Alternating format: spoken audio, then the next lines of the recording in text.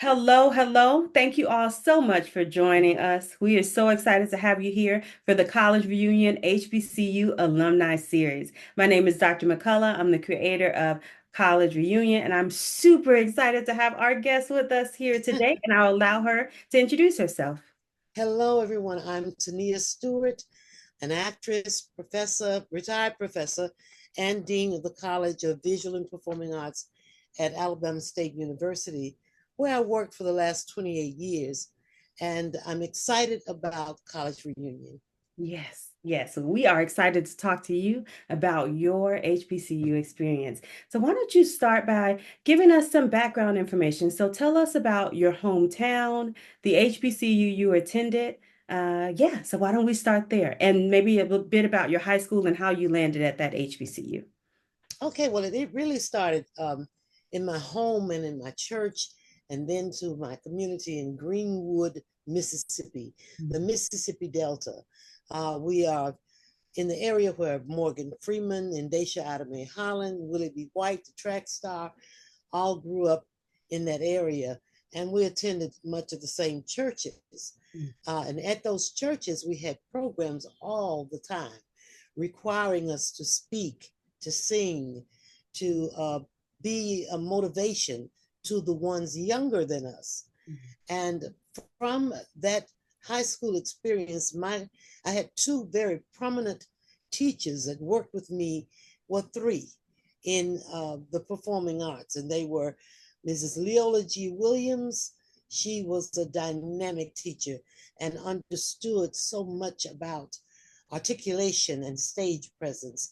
Miss Minnie Barfield, she was a person that kept us in shape, made us run and stand on our head and do all kinds of exercises to prepare us for our future, that we would be agile and we would keep our bodies intact. And of course, Mrs. Perry, who taught us foreign languages and introduced us to accents, French, German, Spanish, whatever language, and to write in Latin and read Latin writing. And at that time, I thought I was going to be a medical doctor. So I was excited about the Latin and the transcripts and the translation for pharmacies and a medical team. But Mrs. Williams saw me as a performing artist. And Mrs. Twiner, that's number four, Mrs. Lynn Twiner, worked with us in the high school and in the community with singing and breathing and declaring what voice we had. I was a lyric soprano, believe it or not. So these training experiences catapulted me into opportunities for college. I was offered about 7 scholarships upon my graduation from high school, and I accepted the one at Jackson State University in Jackson, Mississippi. I accepted it mostly because it was a very popular college and it was still in Mississippi, and I would not be far from my family and friends. So that experience of going to Jackson State University was really exciting. Plus, I was given a scholarship in biology to become a leading scientist because had won a lot of science fairs. So there was always in my community and in my college inspiration. There was always validation. There was always comfort, regardless of who you were or what your goals might be. All of your teachers would look into you, look into your eyes, and deliver confidence. They would deliver words to make you feel that you mattered, even though society was helping us to understand that we didn't matter. But these teachers in high school, in that Delta community, Mississippi Delta community, and at Jackson State University, this historically Black college, where all of our schoolmates were Black, and our teachers were foreign and a few whites, but majority African American. Mm-hmm. And I tell you, a new Tommie Harris, my maiden name, was born at Jackson State University under the guidance of Mr. E.J. Fisher, who Mm-hmm. later became Dr. E.J. Fisher. It was wonderful. Thank you. Thank you so, so much for that. I think part of what you are highlighting for us and for the audience is the impact of a teacher on not just your educational trajectory, but on your life. And so I think that is like just so, so important. We want to just say thank you to all those teachers and thank you to all the teachers out there because you are literally building all the careers. And so just thank you for highlighting that. So tell us about your major. Did you major in biology? Did you I shift? did. I Okay. started off at Jackson State as a biology major. Mm-hmm. And the first, about midway the first semester, our professor, Dr. Washington, George Washington was his name, brought in a raccoon and was teaching us to dissect it. Mm-hmm. And we were standing around the table. Well, I have this affinity for hairy animals. Mm-hmm. And it wasn't the dissecting part that bothered me. It was the eyes and the hair of the animal. Mm-hmm. And I found myself backing away from the table, Mm-hmm. and everybody else was around. And I kept backing up until I was out of the door. My Mm-hmm. professor noticed me, and Dr. Washington came to me and said, "What's going on? What are you doing?" And I was standing against the wall weeping because I just could not see myself Mm-hmm. handling that furry animal. Mm-hmm. And I told him, I said, I think I made a mistake. I can't do this. And he said, well, yes, you can. You're going to deal with blood. I said, it's not the blood. It's not the dissecting. I don't like being around hairy animals. Mm-hmm. And he said, oh, well, we'll bring something else tomorrow, maybe a frog. I said, this is just not going to work. So he Mm-hmm. said, I'll give you a few minutes and you come back in this classroom. Mm-hmm. Well, instead, I wandered across the campus to E.J. Fisher's office. And he Oh, said, aha, I've been waiting for you. yes. And I said, what do you mean? I said, I have my assignment because I was taking one of his class. He said, I've been waiting for you to come and tell me that you're ready for the Mm-hmm. theater because it's all over you. Mm-hmm. And I said, what do you mean? He said, well, I remember you from high school competitions. I Mm-hmm. remember your debate team presence. I remember you in the choir. I said, you remember me from? He said, yes, I was always there. And I had certain students that I watched throughout the years, and you were one of them. Mm-hmm. That validation Right. was all I needed. Right. He said, so why did you come today? I said, I guess I came to change my major. He said, that's Mm-hmm. what I was suspecting. Yes. Now, Oh, that was I yeah. wanted to just fall into his arms and weep Mm-hmm. with Mm-hmm. joy that somebody believed in me, that someone saw something in me, that Mm-hmm. someone had been watching me and grooming in their mind where I should go. From that moment on, I was actively involved in the theater. Mm-hmm. I was actively involved in the political climate of the campus. Mm-hmm. And I found myself later becoming Miss Jackson State University. Mm-hmm. Oh, That was certainly a high point for me because I was dark skinned. I am dark skinned African American. And in the 60s, that was not a favorable way to be. The fairer, light skinned you were, mm-hmm. the curlier your hair, Mm-hmm. the more accepted you were. Mm-hmm. But to be the dark skinned, nappy hair, Mm-hmm. skinny little girl, mm-mm. Mm-hmm. But this professor said to me, I've been watching and it's all over you. You Mm-hmm. are the theater. Mm-hmm. I thought I got involved like you dive into a swimming pool. Mm-hmm. Yeah, he was right. Well, I'm grateful for that with the raccoon. I'm grateful for that animal that put you in the direction that brought your talent to the world. And thank you It's so much. amazing.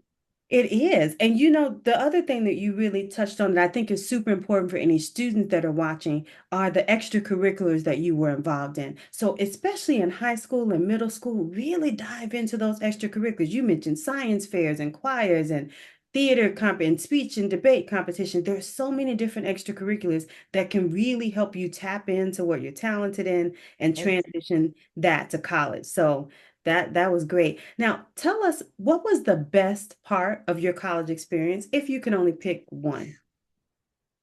Oh, that's a hard one. Mm, Because my college experience at Jackson State University was a mhm, joy every day, mhm, even in the classroom. mhm, And then I became a student worker of a person that I had no idea was a legend. I mhm. was Margaret Walker Alexander's student assistant. This Wow. is the woman who wrote Jubilee. This Wow. is the same woman that saw her work being exposed in Roots and Wow. sued Alex Haley. Mhm, This is the same person that said to me many times, I'm so glad that you're on this campus. mhm, Girl, you've got something special. She mhm, would make me feel so validated every day. Uh, mhm, Dr. Jefferson, who was a humanities teacher, mhm, um, would have me to read dramatically in front of the class. mhm, Dr. Jefferson, not only did he have me to read in front of the class, uh, and several of us to get together and read, mhm, but one exercise he gave during early on in my attending his class, he said, okay, he was calling the roll. And mhm. he said, Tommie Harris. And I said, here. He said, Shirley Harris. He said, here. He said, Frankie Free, here. Wait just a minute, I'm going back. He said, Mhm, when I call your name, stand up, children. mhm. Tommie Harris, I stood up here. Shirley Harris, football player, Oh. here. Frankie Free, here. He said, change your name, baby. You all need to change your name. Neither one of you look like the name that you carry. And he said, young lady, what is your major? And I told him at that time it was biology, Mhm, and I liked the theater. He said, mhm, well, that's where you belong, just like that. Young man, what is your major? He said, well, I'm going to be a football coach. And he became a football coach. mhm, Young man, what is your, he said, now you got to do something with this name because your name is your representation. It mhm, is your identity. And I mhm, said, well, Dr. Jefferson, my parent named me Tommie. mhm, I'm going to love me and my name, and I mhm, will not change my name. mhm. He said, in time, you will. Oh. I'm now Tonea. Mhm. But those moments, Yes. um, Dr. Jan McAllister was my psychology teacher. Mhm, This woman was so knowledgeable. Dr. Cleopatra Thompson. These were women that, mm, oh, Dr. Blackburn, mhm, Dr. Margaret Walker Alexander, mhm, all of these females mhm. who were my teachers Yes. became my idols. Yes. They were my role models. Yeah. I wanted to be um, as intellectual as Mhm, Margaret Walker. I mhm, wanted to experience the cultures of the world like Dr. Cleopatra Thompson. I mhm, wanted to have a sensitivity to all of my surroundings and the people with whom I engaged, like Dr. McAllister. mhm, They were so real and so powerful and so learned, mhm. Yes. and they looked like me. Yes. And that made me want to come into their presence Mhm, every chance I could get. When mhm, it, I don't remember missing class other than to travel away to do a play-in competition. mhm, I loved my classes. I mhm, loved learning. I loved the exposure. Dr. Warren, who was over the debate team, had a wealth of knowledge about any subject. And mhm, he taught us how to do research. Mm-hmm. I didn't even understand the meaning of research to Mm-hmm. the level that I gained while at Jackson State University. Mm-hmm. Every day, everything that we did, the sororities, Mm-hmm. oh, pledging Zeta Phi Beta sorority Mm-hmm. was a powerful experience for me. We were the dirty dozen. I Mm. was a tail dog. Oh. The tallest girl was, so really the tallest was another soror, but because I could sing and dance Mm-hmm. and I could project, they made me tail dog. Then Mm-hmm. we did the song "I'm Blue," shooby dooby dooby doo, and I was the one gang gang gang gang gang gang gang, yeah. Oh, honey, we had a whole language Yes. on that campus. And Yes. our football players, we had the second largest draft one year, and the largest draft the other year. Mm-hmm. Richard Castor, all of these guys, Mm-hmm. beautiful men, and they were men. Mm-hmm. Right? We had something to look forward to. It Mm-hmm. was just amazing. The Yes. trips that we made in competition to the National Association of Dramatic and Speech Arts, Mm-hmm. they were powerful experiences of empowerment.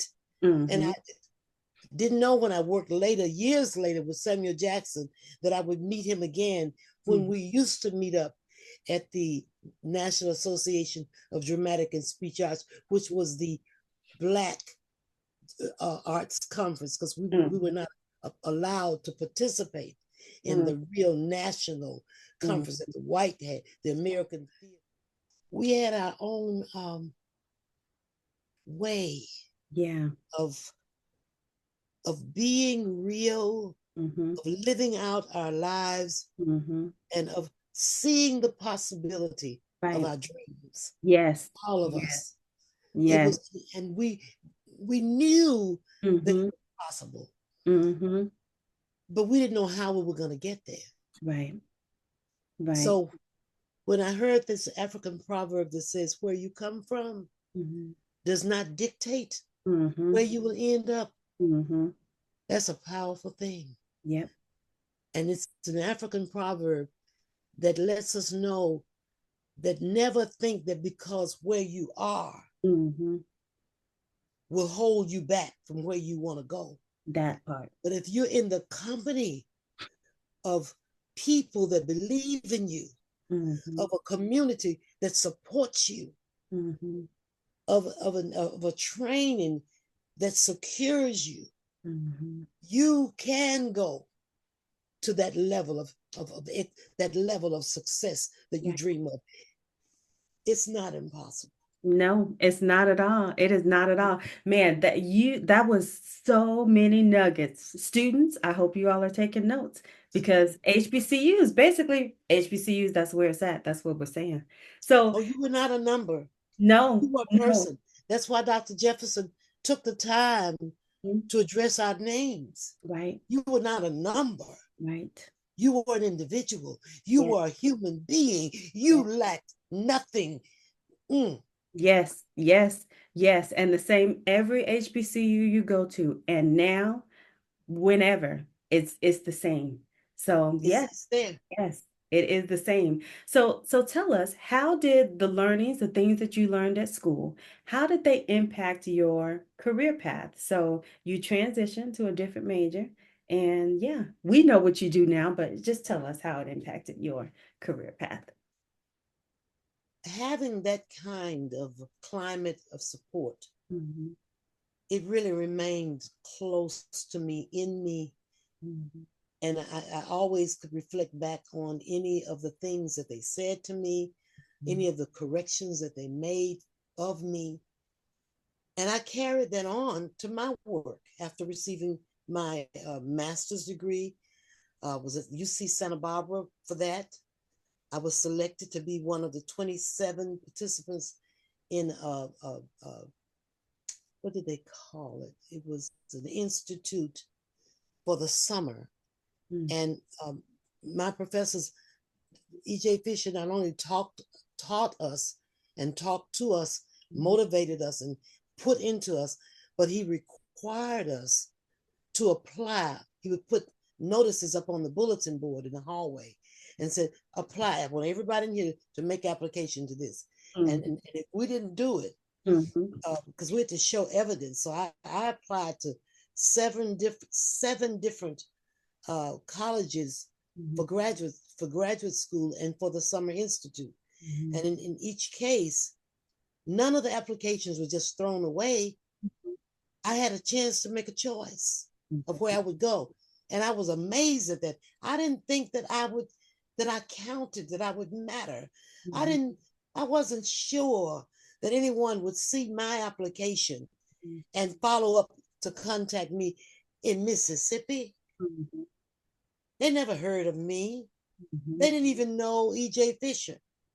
So why would anyone have a national search out and I send an application from Jackson State University in Mississippi to California, to New York, to Yale,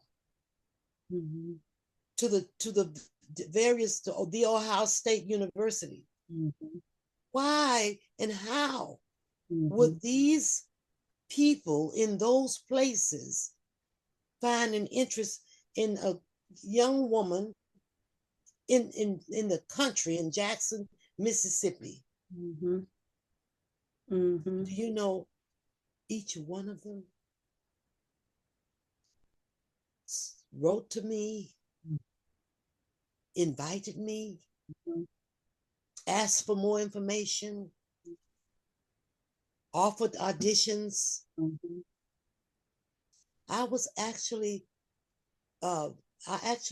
went to Yale School of Drama from Jackson State University in Jackson, Mississippi.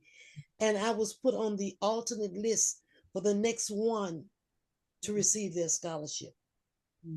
When UC Santa Barbara wrote to me and had me to come to that institute and then invited me to be one of their graduate students, all expenses paid, from Jackson State University in Jackson, Mississippi, the most illiterate state in the nation. And then, if the state is considered illiterate, the African American students are below being illiterate. But UC Santa Barbara offered me that scholarship. And then Yale took me off of the alternate list and offered me a scholarship as well. And the Ohio State University offered me a scholarship as well. I, being that little nappy-head Black girl in Jackson, Mississippi, had the opportunity to choose. Ain't nothing, I'm breaking it down for my young people to hear, can tell me that God and opportunity do not work together. Exactly. They do. They certainly do. If you make one step, he'll make two. So in terms of advice, what advice would you give to young people about furthering their education? I would say to them, first of all, examine yourself and realize your strengths. Identify your strengths. And say to yourself, you can talk to yourself, that's fine. I do. And you can talk to yourself mentally. You can address yourself spiritually and decide, I want to try this. And in your trying, if something divert your pathway, I always say that's God, because like you summated my situation with the raccoon in the biology class. First step is to examine yourself. The second step is, do not count what you see as failure. Do not count that as your stumbling block. Let that be your stepping stone. Okay, Daddy is not in the house. Well, I've learned to do more because he's not here, because I've had to help my mother make ends meet. I've had to be encouragement for my brothers and sisters. I have had to be their example. Mhm. Acknowledge your strengths. Yeah. Yeah. Thirdly, understand that no does not mean never. Mm-hmm. It Yes. means not now. Yes. Yes. And knowing that it means not now Mm-hmm. should reassure you that there's something else you need to do Mm-hmm. within yourself. Right. But it's nothing to run away from. It's nothing to be bitter about. It's nothing to be to feel like you're less than. It was just not now. So Mm-hmm. okay, I'm going to read more. Mm-hmm. I'm going to get back in school. I'm going uh, to really um, involve myself, giving all that I can, Mm-hmm. understanding all that I can, asking every time I can Mm-hmm. questions to make things clearer to me, and go to school because education is the key. Yes, it is. It's the thing that changes the world. It is the key. Mm-hmm. No matter how well you can play an instrument, Mm-hmm. if you don't have the education to know how to score the music, Yeah. it's hard to go anywhere. You Yeah. have to rely on somebody else. No Mm-hmm. matter how well you dance or sing, or no matter how well you tell a story, if you don't know how to write it, Mm-hmm. Mm-hmm. there's a problem. Right. If you don't know how to register it. Mm-hmm. If you make a lot of money, just because you're so smart and you found a way to make money and you don't know how to invest it, That part. That part. that's education. Mm-hmm. That's why our forefathers wanted to learn to read, Mm-hmm. wanted to learn the math, Yes. and they were forbidden to have that knowledge because knowledge is power. That's it. That's it. My great grandfather was blinded as a little boy Mm-hmm. because he was taught as a slave child trying to learn to read and write.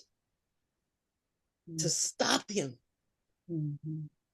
the overseer used him as an example and put hot torches to his eyes so he would never Mm-hmm. be able to read. They didn't know that Braille was going to soon be discovered. But my great grandfather didn't even use Braille. Mm-hmm.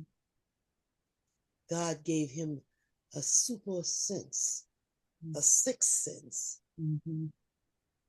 to see further Mm-hmm. than those of us who have eyes to see. Mm-hmm. He Yes. could tell by your footsteps Mm-hmm. who was walking into a room or coming down the dirt road. He could hear and know the weight of your stride. Mm-hmm. He could see into the future. There's nothing that he could buy, and Mm-hmm. there's nothing earthly man could give him. Only God gave him that when earthly man tried to take it from him. Mm-hmm. Mm-hmm. Believe in yourself. Yeah, that's the key. That is the Put key. yourself in the right place Mm-hmm. around the right people. Mm-hmm. And that is school, education, and your family culture Yeah. where you are loved, Yes. appreciated, and recognized. Your knock knees, your nappy hair, your big backside matters nothing to people that love you. Mm-hmm. That And that's that love is a coat that you mhm. need to wear. Yes, that's it. And that code of love exists within every HBCU. Being at an HBCU is like being home. It's like That's coming, right. That's yeah, right. that's exactly it. And So, that's why you see so many of us who love our school so much, yes, because the yes, school hired the right persons and kept those persons there to help guide, lead, and educate us. And Right. I am so grateful. I found myself at Carnegie Hall, the Kennedy Center. I've gone to Turkey at the expense of the country as a dignitary, to Scotland, all to Korea, Mhm. place after place. This little girl from Greenwood, Mississippi, Mhm. Yeah. whose father became an alcoholic and would beat my mother in front of me and even beat me. Mm. And when he was sober, he was the best father, and he'd tell us how he loved us. Mhm. But when Mm. he get that alcohol in him, he was a monster. Mhm. Mhm. When I grew up and started working at Jackson State University after I graduated, got my master's, I went right back to Jackson State to work. Mhm. I was the one, his youngest child, to move him into my home Mhm. and take care of him Mm. until we were able to find him a senior apartment where he could be freer. Mhm. And he lived there until he died. Mhm. Mm. I'm telling you, we are here for a purpose. Mhm. And it is not to be a loiter just standing around on the streets and gang banging and trying to outdo our neighbors. We are spared to be here to make a difference, a Yes. positive difference. And Yes. you can make that difference with an HBCU because they're going to give you the tools you need. Yes. Nobody else is going to give it to you. Yes. Not That's. even the church can give it to you. The church can give you your spiritual growth. The Mhm. church can give you an understanding of how God is in your life, Mhm. but they don't have time or the people or the money Mhm. to pay anyone to train you how to be a bookkeeper, Mhm. how to invest your money, Right. how to become a medical doctor or a medical assistant, Right. how to become an engineer, how to be a coder with the Mm. computer. They don't have the resources for that. That's only in your educational institution. And while they're there, take advantage of it. Yes. Yes. Oh, that is it. That's it. That's it. Thank you. Thank you so much for your vulnerability, for sharing, because so many of our students are having these same issues. They're the same challenges in family, the same challenges externally. And so just knowing that folks like you and I were able to rise above those challenges and be met at our HBCUs with loving arms, With right? loving arms. That's Yes, right. that's it. And that's what helped us. That is the power of the HBCU. That And is let the me tell you, if you don't believe it's a powerful role that the institutions play in our lives. I was just reading something somewhere where Samuel Jackson and his wife are giving so much money to Spelman and Morehouse yes, and Spike Lee Morehouse and Samuel Jackson. I know he was a Morehouse graduate. Um, so many people who have benefited right. from going through those halls of training at Yes, historically Black colleges and universities. They come and they give back and yes. they support. I am right now giving back by I have a what's called Suited for Success. Mm. Any student in the performing arts Mhm. that's graduating from high school, college, or graduate school and need a suit, Mhm. I have that have been donated to me brand new, over 150 suits Yes, and 100 formal evening gowns yes, that we will give you. You don't have to do anything but ask. yes. I need it. I'm going to start my job interviews. I will be starting work at this new institution. I have nothing formal to wear. If they have a reception, that gown will be put in the mail and sent to you. Yes, That yes, suit will get your measurements, will be sent to you. yes, This is just one way of one person trying to do something yes. to help my fellow my fellow Yes, friends, my fellow brothers and sisters yes. who have been educated at a historically Black college or university. Yes, that's exactly it. That's exactly it. And that's actually the perfect segue. So our last question was, in what ways are you currently giving back to your HBCU? So you have just named one very explicit way. And so we will actually share the resource for how to tap into this Sue and form aware giveaway. We'll share that Right. resource. Okay. And the application and how it came about, all of that is there. Awesome. I didn't buy the suits. Hmm. A lady that owned a men's clothing store in Georgia saw me on television with Twitch, Hmm. heard about my work and my dedication to young people, and told her daughter on her dying bed, find that lady Oh, wow. and let her have whatever is left in my store, my shop. I know she'll know the right thing to do Wow. for our children in the performing arts. And Wow. her daughter found me, and I'm actively carrying out her wish. I call it Suited for Success from Henry Fay's Closet. Love it. Love it. Thank you. Thank you so, so much for sharing that resource. We will make sure that it's on the bottom of the screen. And I think we want to close this one because we know this is a special edition that will air during our Homecoming is Not the End event. So we want to close it by actually turning that question back to the audience, to our fellow HBCU alums out there. In what ways are you giving back?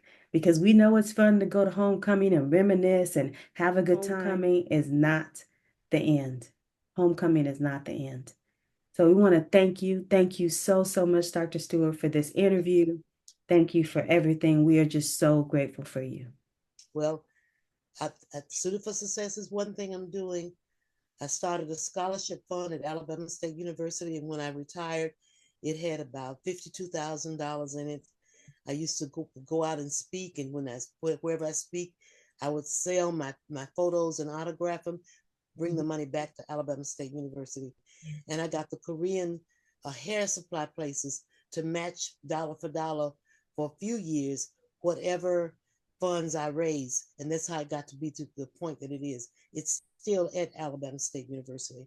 And I also give money every month come out of my account directly to Jackson State University. Yeah. Thank you. Thank you. Thank you. You're so welcome. Yeah. All right.